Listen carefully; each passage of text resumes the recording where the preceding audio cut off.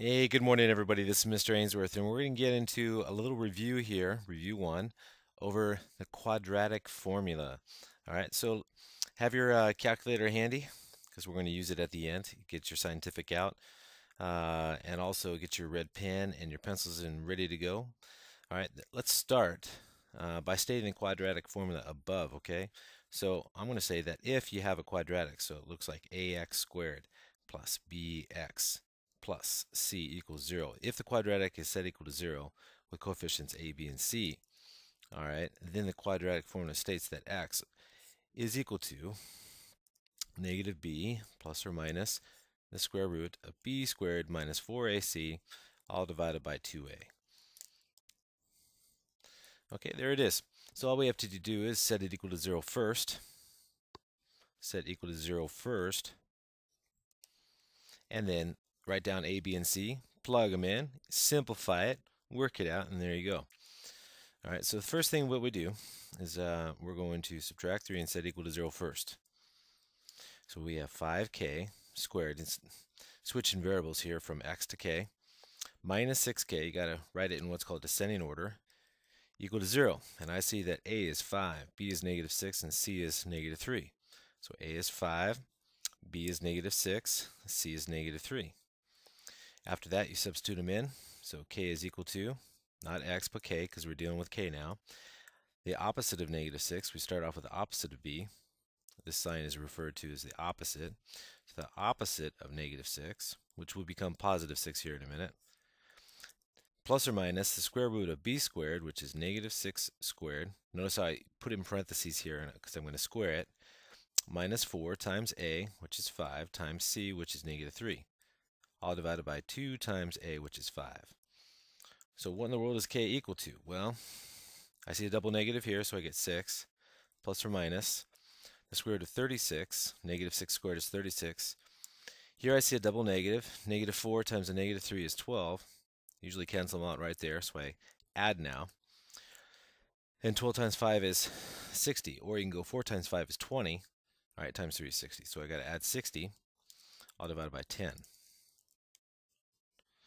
Okay, so what do we get? We get 6 plus or minus 96, the square root of 96, all divided by 10. And then you got to simplify the root. Okay, so let's do that. Let's simplify the root. I'm going to take 96 over here. I'm going to factor it. Divided by 2, I get 48. Divided by 2, 24. Divided by 2, I get 12. Divided by 2, I get 6. Divided by 2, you get 3. Divided by 3, you get 1. I'm looking for the factors of 96. I see 4 here. I see 4 here. 2 times 2 is obviously 4. And, whoops. I see the factor of 16 here. 4 times 4 is 16. I see another factor over here. So, believe it or not, 6 times 16 is 96. Those are the two factors. So when I simplify the square root of 96, I write it as root 16 times root 6. I split the root, and I get 4 root 6. So what I get after I simplify this, I get 6 plus or minus, again, root 96 is the same thing as 4 root 6. So I simplify the root, then divide it by 10. And then after that, I simplify a little bit. And then I look at the 6, the 4, and the 10. Not the root, but the coefficients. 6, 4, and 10. They're all divisible by 2. So divide them all by 2. All right, and I get my final result. 3 plus or minus 2 rad 6, all divided by 5. Okay. And I'm not going to solve all of these. I just want to do one of these, and you can do the rest here. But you get that as your exact answer. From there, we have two answers. We have 3 plus 2 rad 6, all divided by 5. And the other answer is 3 plus, or excuse me, minus 2 rad 6, all divided by 5. All right, and let's get to some decimals too while we're at it. So on the calculator, one thing that you have to remember on the calculators is that the numerator has to be in quantity here. And so when you divide by 5, you don't want to just divide the root by 5, you want to divide the whole quantity by 5. So as a decimal, what would that be? So quantity here, 3 plus 2 root 6. All right, use the right arrow key to get outside the root, close it off. There's the quantity of 3 plus 2 root 6 divided by 5. And that'd be equal to about, if we round it to the nearest thousandths, looking at the 7, that rounds up to 9, but that rounds up the 7 to 8. So 1.58. So 1.58 here. And on this one, let's do it again. So quantity of 3 minus 2 rad 6. Use the right arrow key to get out of the root. Close off the parentheses. Divide by 5. And you get about negative 3.8. Negative 0.38, excuse me. Negative 0.38. So negative 0.380 if you like. Okay? So use a calculator too. So we got exact here. And we got approximate here using the calculator. You're going to have to do both. Okay? And that's a little review of quadratics. You set equal to 0 first. Substitute in, simplify. This is called simplifying right here.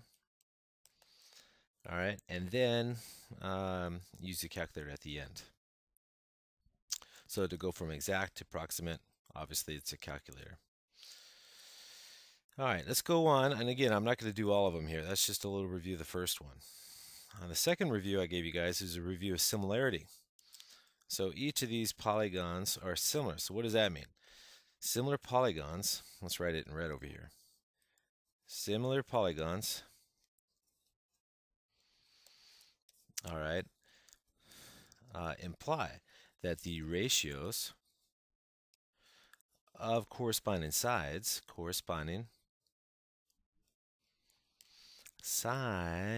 are proportional. Proportional. Okay, what does that mean? It means they're equal. It means that the big one is a scale factor, or as a scale factor of the small one. It's either 1.5 times as big, or 3 times as big, or maybe half as big. You know, it depends on the situation here. So what we want to do is write some ratios of corresponding sides, set up a proportion, and solve the proportion to figure out, you know, how much larger this larger figure is. So we're going to find the missing length of the side. We're going to call each question mark x here, just so we can figure out what it is. I'm going to relate sides. So I'm going to relate the short side to the short side. So I see the first ratio of 69. Then I'm going to relate the long side to long side, and I see 16x. That's called a proportion. Proportions are just a simple statement where two ratios are equal. Cross multiply next. That's how you solve proportions. Cross multiply.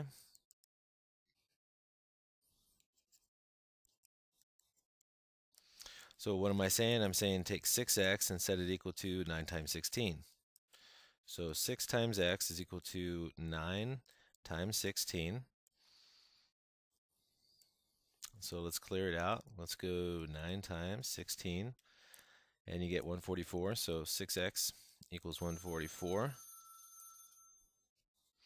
And then after that, let's see here. Let me get my calculator back. I want to divide it by 6.